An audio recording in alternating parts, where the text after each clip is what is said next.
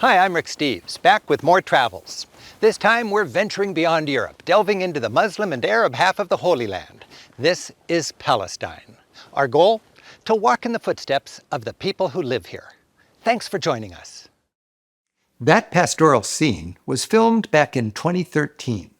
Since then, as we're all so painfully aware, this troubled region and its people have suffered some of their greatest tragedies yet. This program is designed to give context to the persistent heartbreak that plagues this complicated corner of our world. While much has changed since we filmed, much remains the same.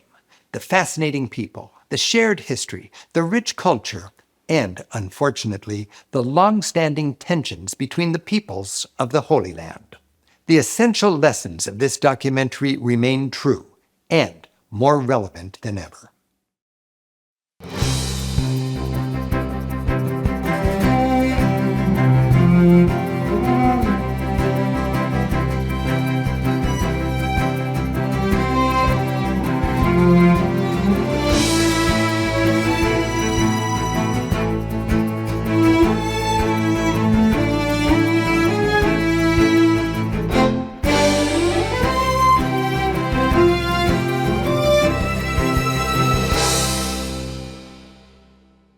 This time we visit the west bank of the Jordan River, a land its residents call Palestine. While Israelis and Palestinians have overlapping claims and struggle to share it peacefully, the West Bank has a rich and fascinating heritage well worth exploring. We'll visit Jerusalem, sacred to Christians, Jews, and Muslims, and considered by Palestinians to be their historic capital. We'll harvest olives. Drop in on friends for dinner. Follow pilgrims to the place of Jesus' birth. Bob in the Dead Sea. Hike to an ancient monastery deep in the desert. And feel the energy of an emerging economy. Along the way, we'll learn about walls, settlements, and the challenges facing this region. In the Middle East, Israel and Palestine share the land west of the Jordan River. Israel is the predominantly Jewish state, while Gaza and the West Bank are Palestinian, mostly Muslim and Arab. In the West Bank, we'll travel from Jerusalem to Bethlehem, then to Hebron, through the Judean desert to the Dead Sea, before finishing in Ramallah. We'll visit Israel in another episode, and the difficult issues Palestinians and Israelis are grappling with over this contested land is beyond the scope of this travel program. And I know, just talking about this place upsets some people. I'm aware of that, but I'm a travel writer, and that's what I do. While there are no easy answers, actually coming here and learning firsthand is the best way to gain context and understanding. I can learn about Islam on the carpet of a mosque, get tips on roasting coffee, and gain insight into how a proud and independent young woman chooses to cover her head. People from all walks of life are happy to talk. The welcome's warm, and travel here is richly rewarding. The Muslims and Jews that call this region home share a family tree that goes back nearly 4,000 years. That's when the patriarch or prophet Abraham had two sons. From Isaac came the Israelites, and Ishmael spawned the Arabs. This ancient ethnic mix is complicated by religions. Israelites were Jewish.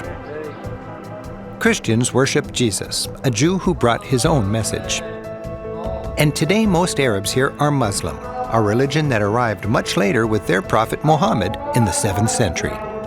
Throughout the centuries, this region endured waves of conquerors, from Roman legions to Christian crusaders to Muslim Ottomans. In the 19th century, the entire area was called Palestine, a name that goes back to Roman times. A century ago, Arabs vastly outnumbered Jews. That changed in the 20th century with the creation of the State of Israel. Today, the combined population of Israel and Palestine is about 12 million, roughly half Jews and half Arabs. In 2012, the United Nations recognized Palestine as a state. The epic stories of the world's three great monotheistic religions have played out on this tiny piece of real estate. It's been a difficult mix, and Jerusalem's the most contested city within this contested land. The importance of Jerusalem rests upon a rock sacred to both religions. The rock is on what Jews call Temple Mount, once the site of their most holy temple. The golden dome upon that rock today is a shrine marking the spot from where Muslims believe Muhammad journeyed to heaven. They've worshipped here for 1,300 years. Radiating from this holy spot is Jerusalem's Old City, divided into 4 quarters.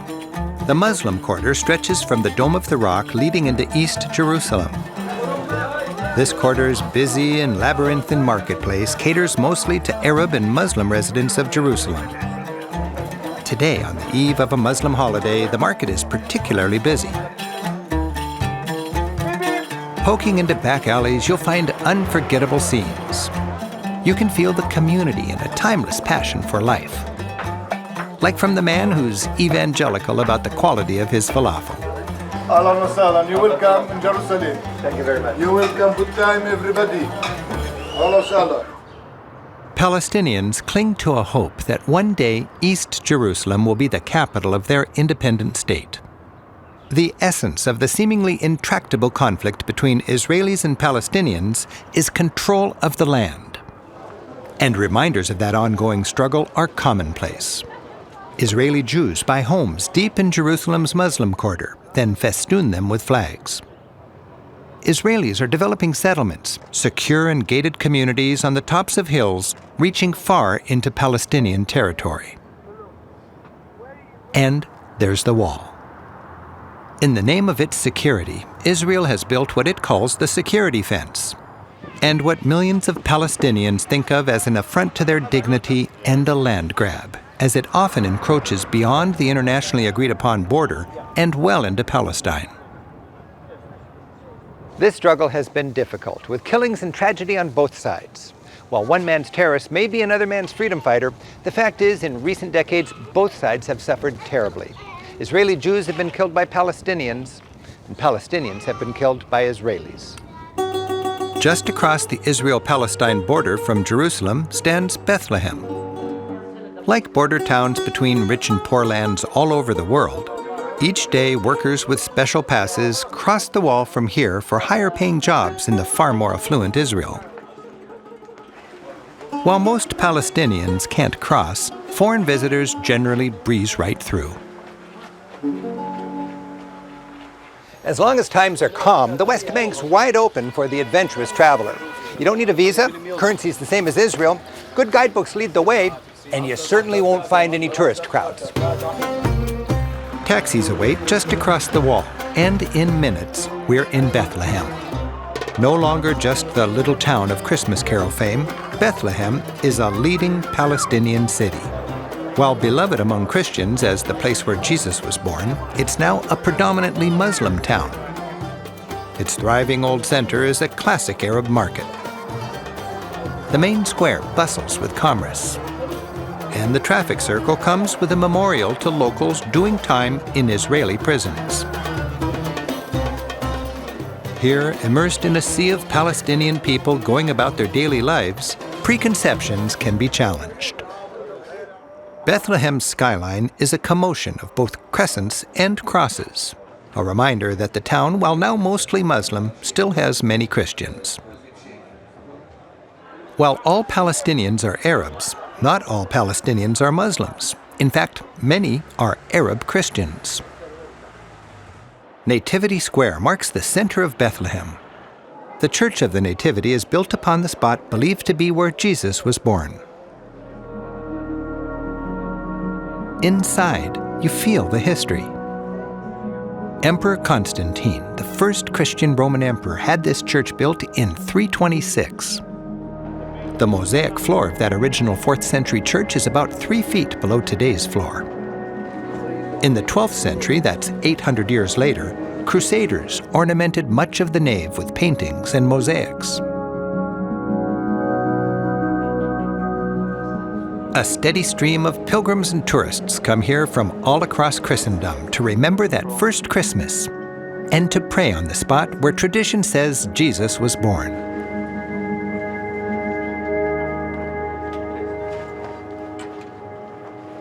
Many assume that Palestinian or Arab Christians were converted in modern times, but in fact their Christian roots go all the way back to the time of Christ. By the way, a century ago, about 20% of all Palestinians were Christian. Today, that number is down to less than 2%, and most of those live here in Bethlehem. Along with Christians, Muslims are also drawn to this holy site. In fact, for over 1,000 years, a mosque has stood just across the square facing the Church of the Nativity. It's Friday, and Muslims have gathered to pray. It's everywhere. It's a holy city. We're joined by my friend and local guide, Kamal Mukarkar, to get the most out of this opportunity to better understand Palestine and its people. So there's churches, but there's mosques also in Bethlehem. Bethlehem is a very holy city for the Muslims as well as the Christians. For the Muslims, Jesus is their second important prophet. They also believe in Mary. They worship her. She has a whole section in the Quran just named after her. A whole book in the Quran named after Mary. Yes, exactly. And that's why she's very important for them. Kamal coaches a girls' basketball team. 1, 2, 3. His stars are both Christians and Muslims, and we're rooting them on. Yalla shooty.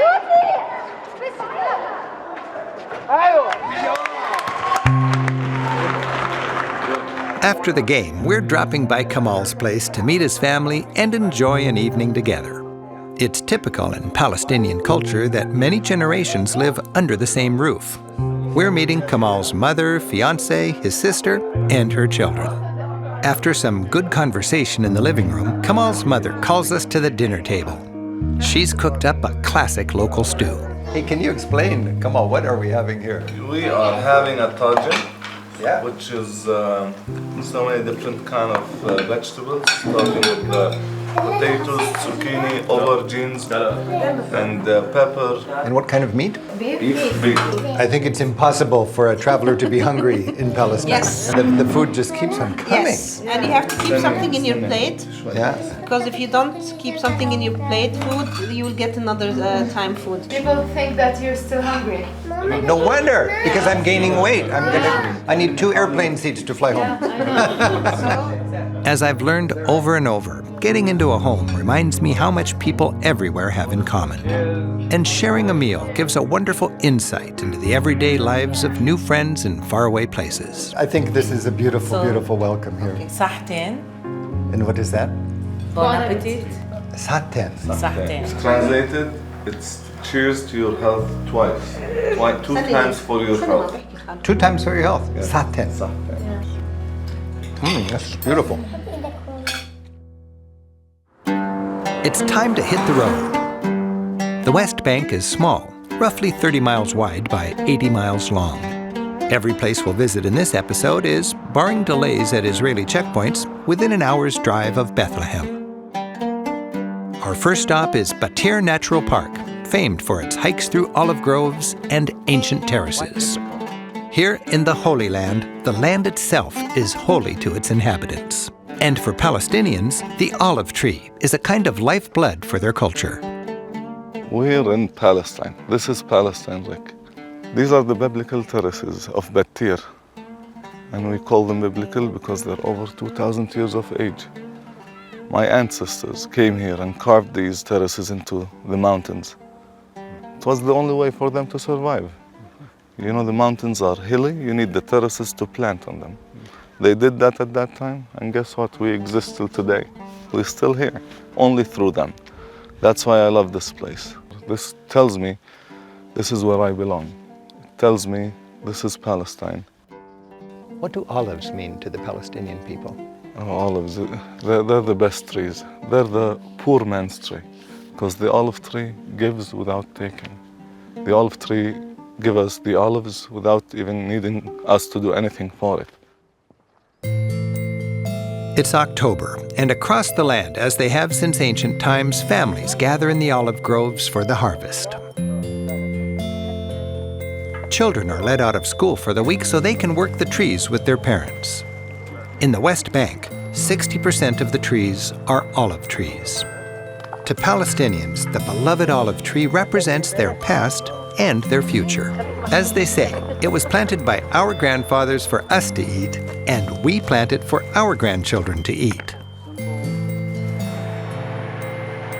In nearby villages, families take their olives to the communal press to make oil. The ancient technique survives, though boosted by hard-working machinery, as a busy crew in oil-soaked shirts meets the demands of the harvest season. Rounds of olive paste are pressed into a weeping mass. The fresh oil, after filtering, becomes a golden liquid poured into jugs to be taken home.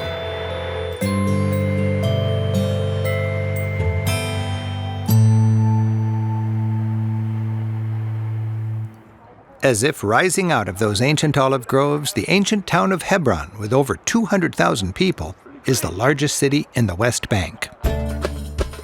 And it's the bustling commercial capital with nearly a third of the entire West Bank economy. Just strolling the streets, dodging cars, and mixing with the people, I feel the energy of an economy that seems primed to grow. Commerce spills out everywhere. Exploring the market streets, I'm immersed in Palestinian life. Experiences like these are why we travel. Along with all the market activity and commerce comes high security and tension. That's because this city has the tomb of Abraham, so sacred to both Israelis and Palestinians. Here, Jews live literally atop Palestinian Muslims as the two communities struggle to be near Abraham's tomb. While the city is mostly Palestinian, a determined community of several hundred Israeli settlers have staked out the high ground living in a settlement above the market. The tension between the communities is illustrated by a wire net that protects the Arab food and clothing market below from the garbage of the Jewish residents above. Israeli troops are posted here to maintain control. Turnstiles and checkpoints are a way of life. A no man's land with Jewish political art decorating closed buildings divides the two communities. And it's all about this very sacred and complicated site. An ancient structure capped by a medieval church which now functions both as a mosque and a synagogue, holding the tombs of Abraham and his family. The focal point for both faiths is this, the tomb of Abraham. Poignantly, access for the feuding descendants of Abraham is divided by a pane of bulletproof glass. On one side of the glass, Jews worship in the synagogue, the second most holy place in Judaism. It's enlivened with singing, studying, and praying among the tombs of their great patriarchs. And the other half is a mosque, where Muslims worship before their shared patriarch with equal fervor. Its exquisite minbar, where the imam stands to give sermons, is a rare original from the 12th century, with inlaid wood and no nails. Unfortunately, this holy place's history has a tragic aura. For centuries, Jews were generally not allowed to worship here. Then, after the Israeli victory in the War of 1967, the space was shared by Jews and Muslims. But during a Muslim service in 1994, an Israeli settler entered here with his gun and killed 29 Palestinian worshippers. Since then, this holy space has been divided, emblematic of the difficult challenges that permeate the Holy Land. From Hebron, we drive north. It's fall and the landscape is pretty brown after a scorching summer. Today's vistas feel timeless. In fact, I can't help imagining Abraham, Jesus, or Mohammed traversing these same valleys.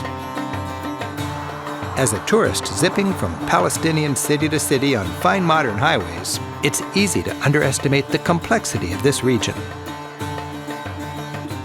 Palestinians in the West Bank are living under an Israeli occupation.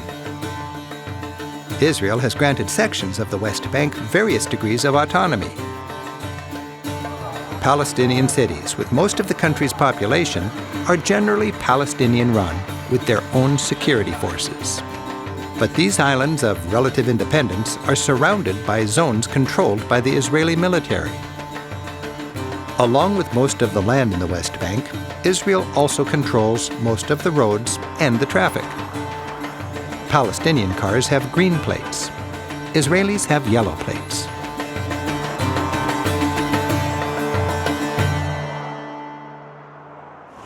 If there's a problem or unrest, Israel can activate checkpoints like this all across the country and stop all traffic in the West Bank.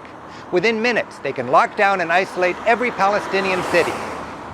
Things are pretty peaceful during our visit, and we're able to move fast and free, even with our green plates, throughout the West Bank. The Judean desert offers dramatic and evocative scenery.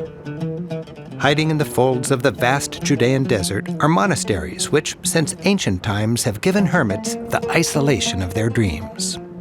The dramatically set monastery of St. George welcomes pilgrims and tourists alike. For 15 centuries, the faithful have ventured to this remote spot, hiked into the ravine, quenched their thirst, and nourished their souls.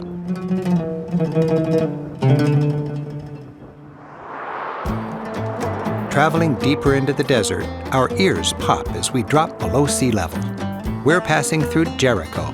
Dating back some 10,000 years, it's one of the oldest continuously inhabited cities on Earth. The main square is a delight to explore. And with the thick air that comes with this low altitude, we're nearly 1,000 feet below sea level, its bananas, melons, and dates are famously tasty. Oh, you have dates from Jericho. Yeah, it's good? Yeah. Nice. So, what is this here? This is fresh dates. Fresh dates? Yeah, fresh and dates. This is dates, old dates. Also fresh, this is for tested now. It's good, Jericho? Very nice. Yeah? Very sweet. Whoa, that is sweet. A sweet date. I like that. Jericho dates. Shukran. Famous. You're welcome. Okay, bye-bye. Thank you. You're welcome.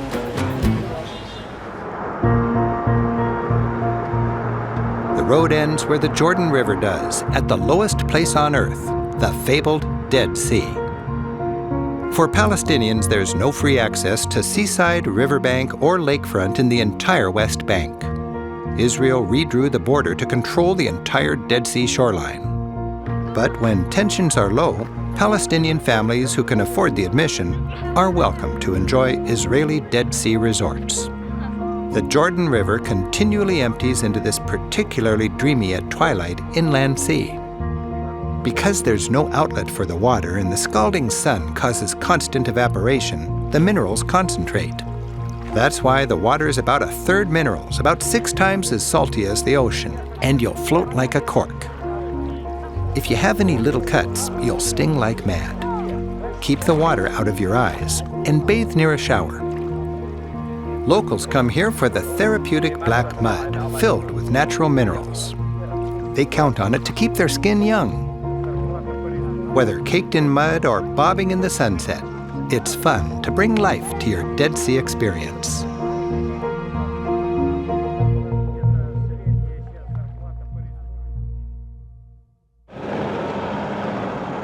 Approaching any Palestinian city, a bold red sign makes it clear. You're leaving the realm controlled by the Israeli military and entering an area controlled by Palestinian security. Israeli checkpoints are sometimes manned or sometimes empty in a simple drive-through. Regardless, there's always an element of uncertainty. And a watchtower reminds those coming and going that Israel is keeping an eye on things. This tower marks a checkpoint between Jerusalem and Ramallah. Stalled and frustrated drivers have plenty of time to ponder political art. Paintings on the wall like this are the voice of an occupied people who aspire to a homeland where they can live their lives freely. I find people living difficult lives are expert at coping, whether through hero worship, venting with a spray can, or dark humor.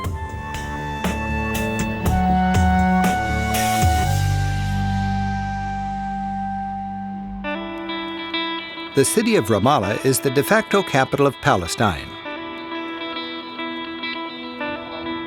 While most Palestinians consider Jerusalem their rightful capital, so do Israelis, and sharing Jerusalem seems unlikely for now. So that leaves Ramallah to host the Palestinian government and international agencies.